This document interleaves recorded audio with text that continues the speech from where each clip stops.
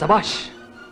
సీమంతం పేరుతో 10 మంది అమ్మలక్కలకు పోజేసి నీకు నువ్వు ఉత్తమరాలను చేసుకుని నన్ను ఇక్కడ వెధవం చేస్తున్నావు.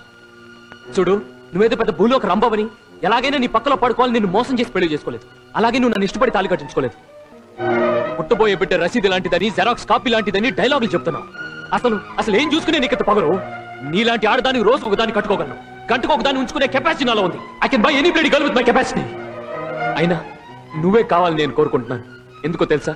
నువ్వు నాతో ఉన్నన్ని రోజులు నువ్వు నా గురించి ఆలోచించావు కాబట్టి, నువ్వు వెళ్ళిన రోజు దగ్గర నుంచి నేను నీ గురించి ఆలోచిస్తున్నాను కాబట్టి.